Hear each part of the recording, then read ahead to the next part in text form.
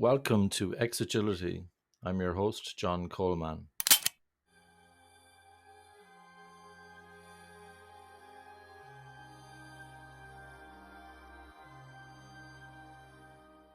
Bruce McCarthy, welcome to the Xagility podcast. How are you doing today? I'm very good, thank you. How are you?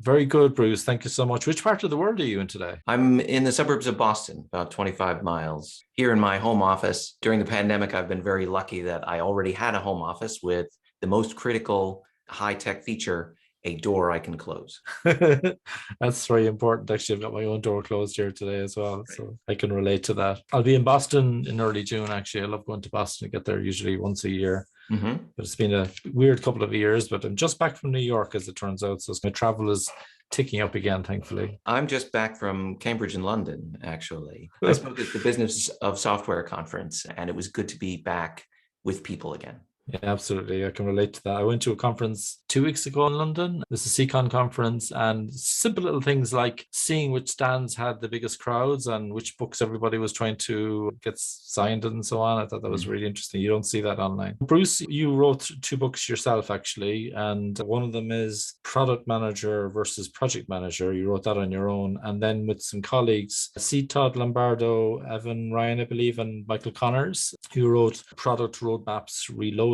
how to set direction while embracing uncertainty. I believe you've got another book maybe in the pipeline as well on stakeholder management. That's right. I'm working on it now with a co-author, Melissa Appel, who's a director at Wayfair, a large product management organization in the Boston area. Really, that, in my mind, stakeholder management is the most important skill in product that nobody really teaches. There aren't really any books on it. There aren't any classes on it. It's a little bit like maybe you could watch the old movie, How to Win Friends and Influence People, and hope to glean a little bit. But it's really the difference between having a glorious plan that goes nowhere and a glorious plan that your entire organization can get behind and move forward with. It's the difference, in my mind, between success and failure. I can totally relate to that. Really looking forward to chatting about that later on. Before we get into your books, we're going to zone in today mostly on Product Roadmaps Reloaded, and maybe going to touch on the Stakeholder Management book. Before we get into that, Bruce, how did you get into product in the first place? Like a lot of people, it was accidental. I think as a young person starting out in your career, you may never have heard of product management, and I certainly had not. So I started in various marketing and sales roles. I'll tell you, the secret is I wanted to be a science fiction writer when I left school. I was a big fan of Star Trek, of Robert Heinlein, of Arthur C. Clarke, Isaac Asimov, all the well-known sci-fi authors, and I wanted to do that. It's hard to make a living doing that, I discovered. But as a product person, you can write science fiction and take it to the team and say, how might we make this true? And so that turned out to be my favorite job. I got there indirectly, accidentally, by way of being an entrepreneur. I did a startup in the early 90s in home environmental inspections with my father. And that, like many startups, we did a bunch of prototyping, a bunch of testing, raised some money, tried to go big, and crashed and burned. But I learned a lot. I did the books, I did the pro formas, I did the business plan, I did the marketing, I did the software development because we had inspectors who needed a laptop to go around and record their findings. And I learned so much that I was hired by a software company in my first product manager job. They thought of me maybe as a marketer because that's where I had most of my experience to date. But they also saw that I knew how to be an entrepreneur and think as a business person, even if we hadn't been successful. The funny thing about it is I didn't really realize what the job was about. I thought it was another marketing sort of job. It turned out to be so much more. It turned out to be so much more interesting. It turned out to have not just the marketing, but all the other entrepreneurial bits and pieces that I had to wrangle as an entrepreneur as well. It was connected to sales. It was connected to software development. It was connected to marketing and even finance. It was connected to everything. And I can remember vividly thinking, wow, this is the best job I could possibly ever want to have. So that's where it started. I've been in software or adjacent spaces, in product or in adjacent roles ever since. One of the things that many product managers in your audience will identify with is you, as a product manager, you end up wearing a lot of hats because your job is to make the product successful. And that may require things to be done that nobody on your team has the authority, the skill, or the job to do. What I always say is, if that's the case, you're elected. And so I've ended up along the way of being a product person, being officially or unofficially in charge of partnerships, engineering, design, agile enablement, marketing, sales, you name it. That's also deepened my appreciation for the job. Thank you, Bruce. One of the things that I've noticed recently is in the product management space, there's references to product manager and product leader. You mightn't have used that lingo in your practice, but in terms of what you did on a day-to-day basis, it sounds like it was a kind of a strategic role that you might have been operating across a number of teams. Is that the way it worked? At some points in time, yeah. When I was first a product manager, I had a squad of engineers and a designer that I worked with, but I had to work across the other departments as well. I had to coordinate closely with the heads of or people in IC roles of marketing and sales and finance and legal. At one point in my first job as a product manager, my strategy involved signing a bunch of partnerships for data suppliers to put data onto our platform, which we would then resell on their behalf.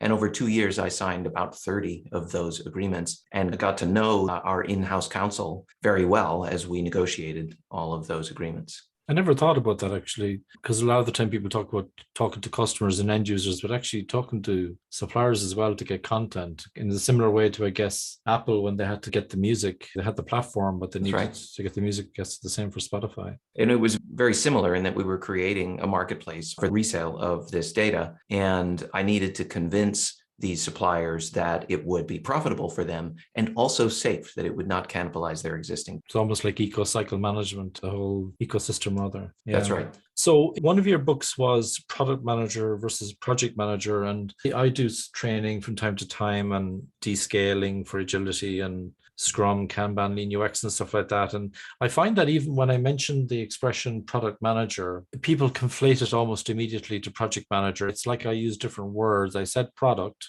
and the person heard project. Yes. And you wrote a whole book on this. How would you summarize the difference?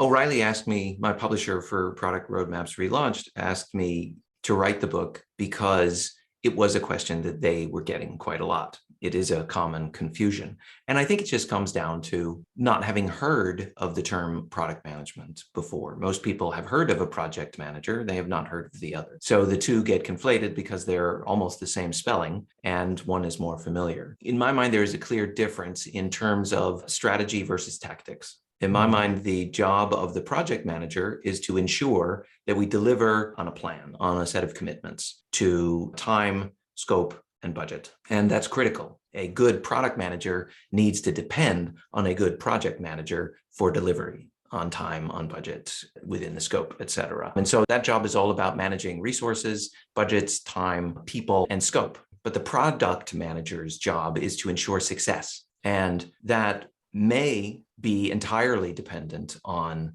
the on-time delivery, the project manager's stuff, but probably it's broader than that. Probably it involves, also having the right packaging and pricing, also having selected the right customer and figured out what the right set of problems to solve for that customer are to get them to be happy and successful with the product and want to buy it and want to keep buying it if it's a subscription. And so the two jobs are complementary in that way. One is more strategic, more outcome oriented. We want the outcome of a successful customer and a successful product and a successful business built around that. And one of the means to that end is the delivery of the product itself. And that's what the project manager is responsible for, the output. Thank you, Bruce. And just as a follow-up question to that, a lot of people also get confused even about the word product. How do you describe product to people? Yeah, that's a really good question, because in today's world, a product can be entirely intangible. Facebook is arguably a product. It's an app, but there's no physical object that you can touch. And Gmail, while it has a UI, is really a service, right? So is that a product? And I would say yes to that too. I would say that a product is your way of delivering value to a chosen customer, whatever that way is. Now, if we want to also differentiate it between, forgetting about whether it's a physical object or software, if we want to differentiate it between a product and a service, the other aspect we need to put in is repeatability. So a product is something that you can scalably, repeatably supply to someone that delivers value to that other person. Whereas a service is very often, I'm thinking of a custom service, is very often making something one time for one customer and you're not repeating it for another. So it's making something bespoke.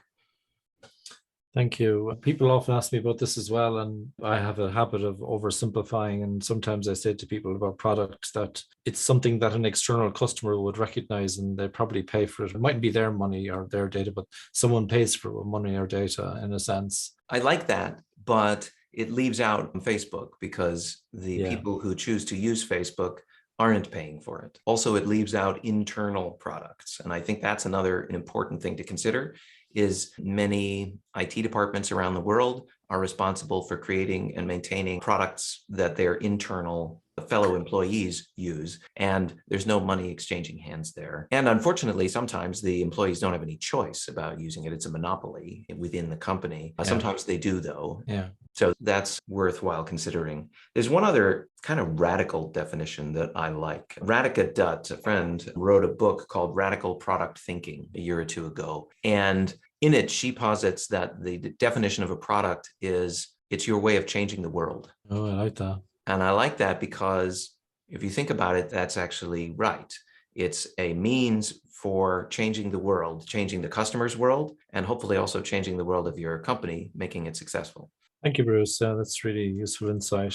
Just coming back to one of your books, Product Roadmaps Reloaded, How to Set Direction While Embracing Uncertainty. You summarized it in a talk in 2019 where you talked about having a kind of love-hate relationship with roadmaps.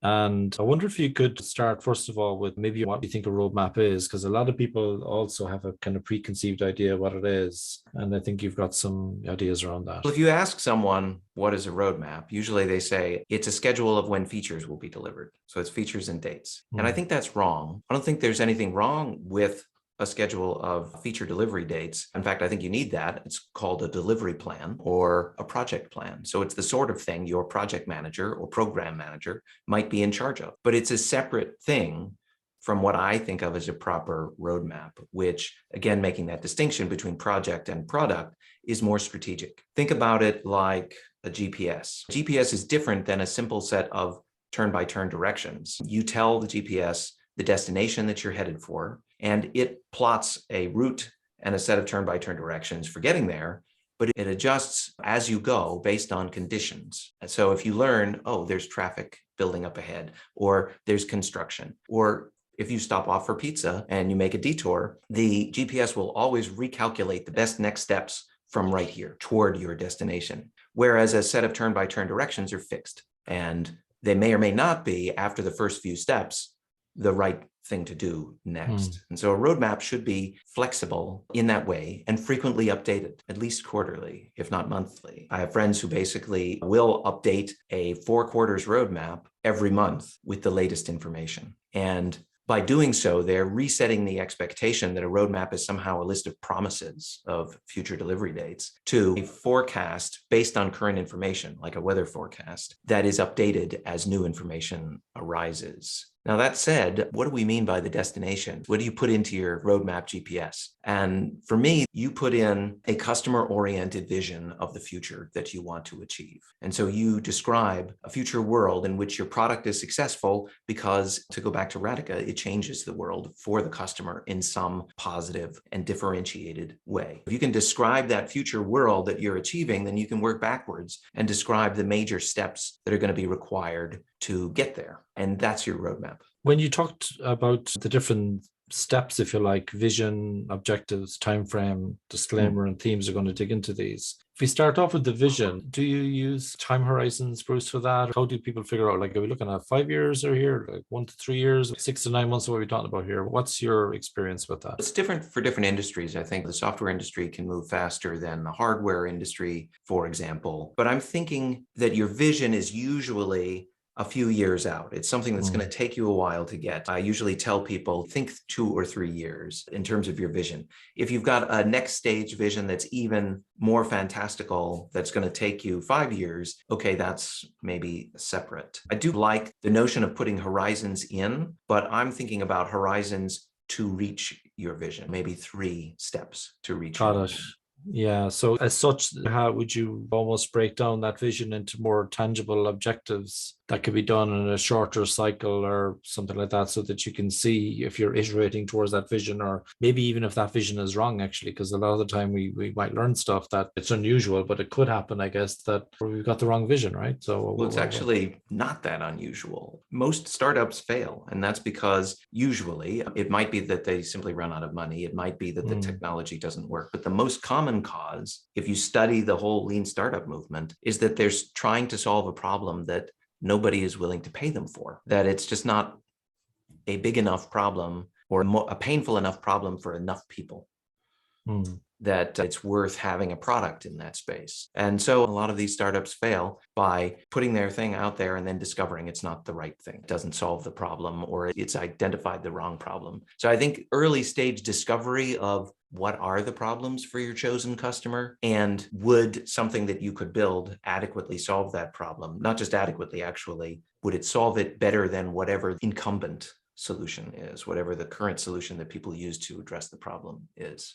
Imagine a chronic medical condition that is treatable with a drug, but that drug has side effects and it's expensive and you have to take it forever. Another drug that has slightly different side effects, but you still have to take it forever and is priced similarly, is not much of a substitute. I think that's not exciting. What would be exciting is a treatment that cures the condition entirely, and so you can stop taking any drugs or having any side effects. That would be a 10x superior differentiated solution that would take an existing painful problem and make a superior solution. We just touched on a topic that's near to me at the moment, which is the problem space, because while you're working out with the vision, and then you got the business objectives that underpin that vision or have to iterate towards that, and you got time frames like the way you've got now, next, later is a lovely pattern. What are we thinking of doing now? What aren't we doing now? What are we thinking of doing next, and what might happen later? I really like that, and I've seen that in the Scrum.org Advanced Product Owner materials as well, as a kind of a recommended pattern. But the problem space is interesting to me, because until I met Indy Young a few weeks ago, I was of the view that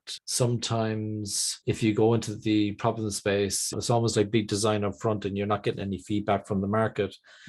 And then on the other hand, you've got people who do discovery and experiments, and they meet customers and they get all excited, and then they do delivery. What can also happen with that as well, even if you use lean startup, lean UX, all these approaches, you can go down the funnel very quickly, almost get myopic and go straight down into something. I don't know, just trying to strike that balance where, how do I know I got the right problem, and is this the right time, and all that kind of stuff. How have you dealt with that kind of dilemma, I guess, Bruce? The roadmap really needs to be, I said the word flexible a moment ago, but one of the key ways it needs to be flexible is to incorporate, to allow for, to give space to that kind of learning and discovery and finding out that you were wrong. Before you do a roadmap, I think you should get to know your customer and what problems they have that are worth solving, that they would pay you to solve, to do your initial discovery. And there are great books on this. Teresa Torres recently came out with her new book, Continuous Discovery Habits. Highly recommend it. David Bland's Testing Business Ideas, another really good book. But once you have a sense for what are the problems to solve for your customer, you now are in a position to do a roadmap. In fact, even if you're not 100% sure that you've got that list or in the right order, what you could do is you could put together a roadmap with your best guess and use that as a tool for discovery. Go and show it to a few of your customers. Hey, Mr. Customer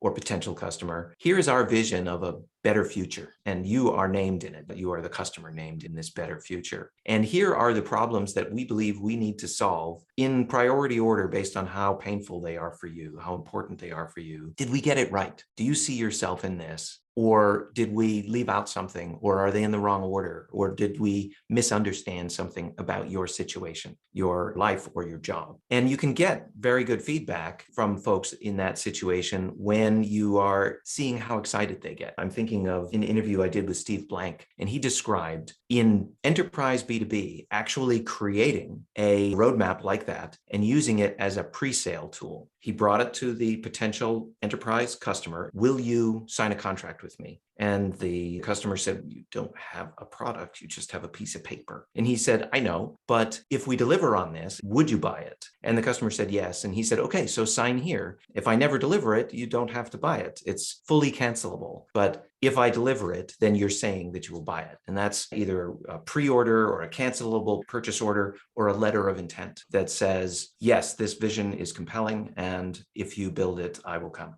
I love Steve Blank's one-liner, no business plan survives the first interaction with the customer. That's right. Yeah, it's really cool. In your approach to roadmaps, we talked about vision and business objectives and timeframes. Then you go to the next level down, which is themes. So you go into problems and needs and so on, and objectives at a lower level, I'm guessing, in terms of, are you thinking about customer objectives at that point or outcomes? Actually, the way I think about it is themes are a problem statement usually, or a job to be done statement. I'm not religious about which format you use, but as long as the customer and what they want out of this is the main point of your theme, then anything under that would be, well, how would the customer measure success? That's fine. That's a leading indicator of their willingness to engage with and pay for your product, is that they're using it and getting something out of it. And you can measure that. It also, ideally, the theme could incorporate many different possible solutions to the stated problem that you will test in turn until you find the one that really works in a differentiated way. And that's one of the reasons why the date ranges in a roadmap need to be flexible, is you're testing. You don't know the result until you actually discover the result by testing. So you may put out a prototype, discover, as you were saying earlier, that it just does not solve the problem adequately, or you may, in the worst case, discover that it solves the problem, but nobody cares and they're not willing to pay you for it, or they're not willing to pay enough for it that you could have a profitable business because it costs you too much to deliver it. So then you've got to go back to the drawing board and come up with a solution that solves it in a way that still works for the customer, but on which you can build a profitable business. One thing I've observed, Bruce, with discovery in particular, is a lot of people demonstrate what I refer to as execution bias. They have this idea, they've got all these assumptions, they convert the testable hypothesis, they run the experiments. The experiment results aren't fantastic, and you and me, we might actually say we need to pivot or stop this, but they just keep going on. It's, no, this is still good. Metaverse is the answer to all the world's problems, so that's where we're going. Have you seen that happening? And if so, how have you dealt with people getting them to pull out of that? This is Melissa Perry's premise in her book, The Build Trap, that we know as an industry, we're supposed to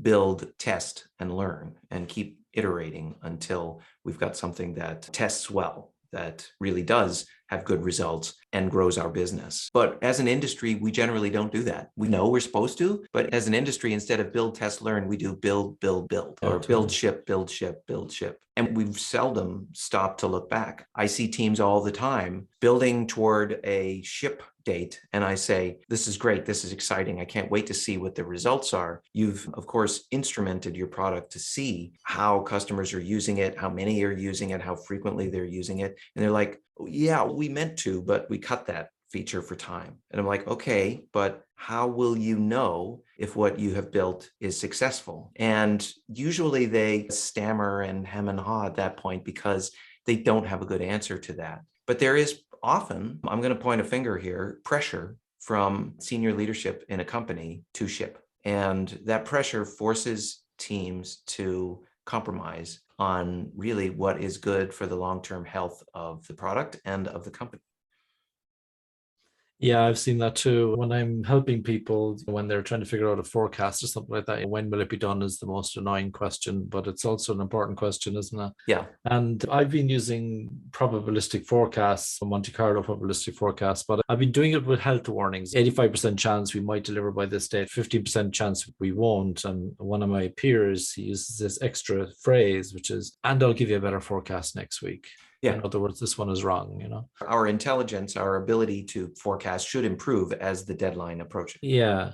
And I find if we don't do something like that, even though it's still a bit smoke and mirrors, and there's loads of uncertainty, and I'm actually getting onto that because you talk about disclaimer as well. Curious how you manage that. But I prefer to do that than say we don't know when it will be done, which is the right answer, because I'm basically saying I don't know the way I've said it to you a while ago. But in the diplomatic, it's all calculated. I'll give you a better one next week. But if I just say I don't know, I feel that senior leaders are just going to make up a date that's impossible, and then we're all screwed, basically. See, so the senior leaders will attempt to fill that vacuum of their own Yeah. expectation with a date. And so the key is to push back on them, or to use a little judo and pivot them toward Yeah. something good. So something good that I would describe is, number one, keep the roadmap at a high enough level that it is problem-oriented rather than solution-oriented. Outcome for the customer and outcome for the business, that's the business objectives oriented. And when you do that, it's very easy to make the argument that we don't know what we don't know, and we can't say when the outcome will be achieved, because it's up to the customer. It's up to the customer to decide whether we have solved their problem well enough that they will buy the product. And so we're not going to retire the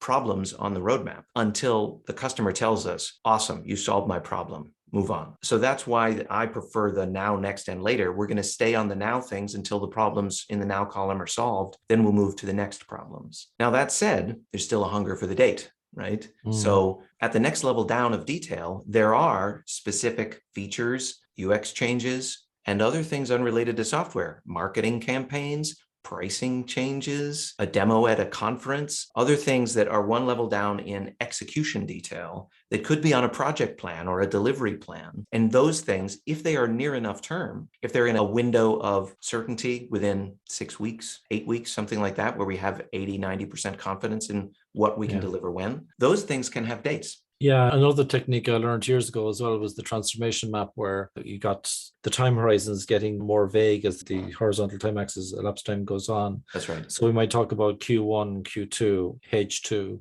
2023, and then 24, 25 together. Right. So there's still seeing stuff that looks like it's happening at a particular time, but it's like a bit of judo, I guess, as you put it. Essentially, we're still trying to set some expectations, but we're also trying to provide that disclaimer of uncertainty as well, that there's a load of stuff that we need to learn actually along the way. I think that's right. The roadmap is a learning instrument. The project plan is a visibility instrument. So I'm not going to go into OKR so much in this conversation, but I could see that it's something that you support, particularly when they come from an outcome perspective. And it's a great way to revisit how you're doing against your vision, and having quarterly objectives that can all help. But something that really caught my attention in one of your talks was about getting stakeholder input for the roadmap. Can you tell us a little bit more about that, Bruce? I think of the roadmap as a team sport, really. I think it's not likely to work if it's an exercise by one genius product manager alone at their desk coming up with the plan and just saying, here it is, folks. And because you're always going to get the question, what about my favorite feature? Or what about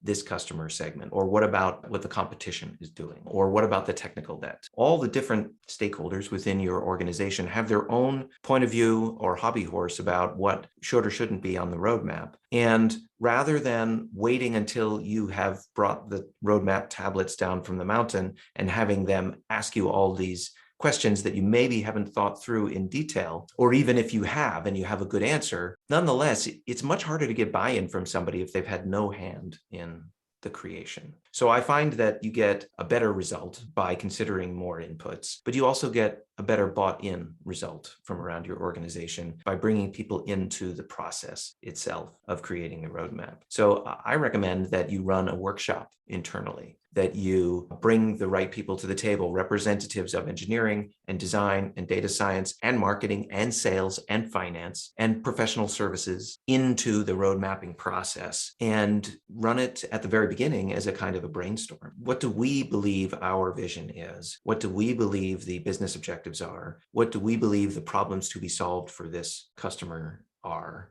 And in what order we should tackle them? And let's have a draft, as Jana Basto, CEO of ProdPad, would say, a prototype of our strategy in the form of a roadmap. And then let's go test it out in the world and validate our assumptions or invalidate them. I can totally relate to that. In a lot of the work I do with visions, I tend to use the elevator pitch from Jeffrey Moore's book, Crossing the Chasm, for who need what, Classic.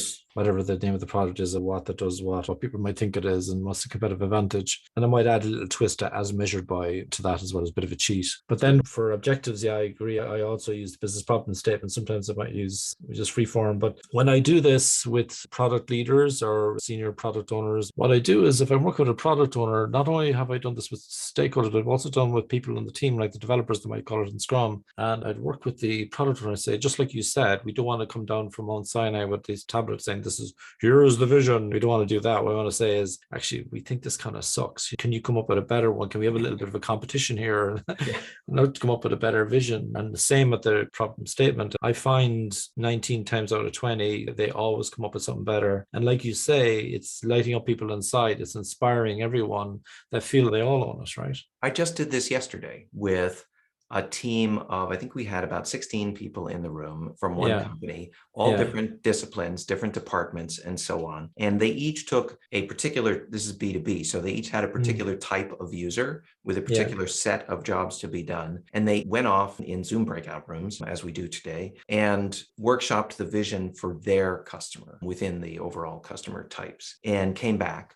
And many of their first attempts were a bit pedestrian. We provide the best this, that, or the other that is fast and safe and easy. And they challenged, though, each other to get better. They said, you know what? Any competitor could say that. What's our unique reason for being able to serve this customer well? And let's not just talk about the aspects of our product. Let's talk about the result for the customer of using our product, the benefit, right? I like to say Mario doesn't really want the power up in Super Mario Brothers. He wants the power.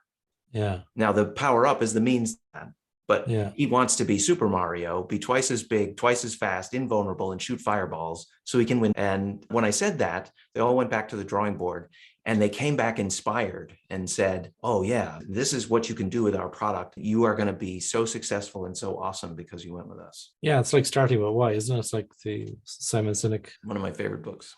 Yeah.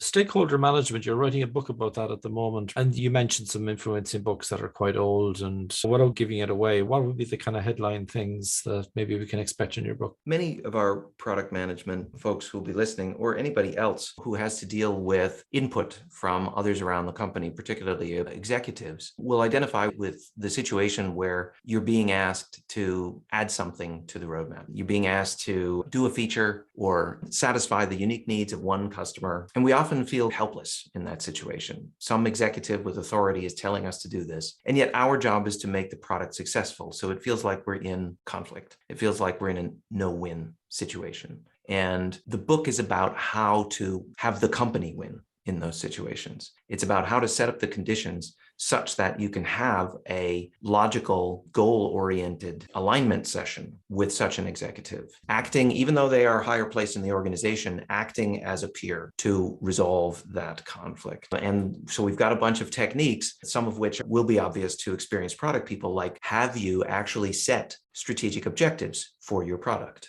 Do you have a roadmap of record? If you've got those things in place, then you can refer back to them and say, okay, you have an idea for a feature. I respect that. First question, what problem are you trying to solve with this feature? Is it a problem for us? In which case, let's look at the business objectives and see if that's a problem we're really trying to solve for our business. Is it a problem for the customer? In which case, let's look at our themes and our roadmap and see, is this one of the problems that we are trying to solve? Oh, yes, it is. It's actually a solution to one of the customer's problems. Let's look at the other 2 or 3 or 4 ideas that we have in the queue to test for that particular problem. Where does this fit? Is it actually already there in some form? Or is it more promising or less promising than some of the others? Is it difficult for us to test or not? Let's put a framework like that around the conversation and let's investigate it, the answer to where does this fit? Rather than yes or no, it's where does it fit? And let's investigate that together. You can use the Socratic method, but I think it's important to not use it sarcastically. Yeah. not use it as a weapon, but as a real tool for discovery, for mutual and respectful discovery, especially when you're dealing with someone higher up in the organization than you. That's one really key aspect to it. There are lots of other ones too, like I mentioned, doing a workshop to pull together a roadmap as a team effort. That you get a lot of stakeholder alignment by doing that. And then the person from the marketing team who is in your roadmaps workshop can defend and represent the decisions of that group to the rest of the marketing team, for example. Thank you, Bruce. When can we expect the new book to come out roughly? Early next year. Okay, cool. Bruce, it's been an absolute pleasure to have you on the show today. Thank you so much for inspiring us with your wisdom. We're looking forward to hearing more from you, and thank you so much for coming. Oh, thank you very much for having me. It's been a pleasure.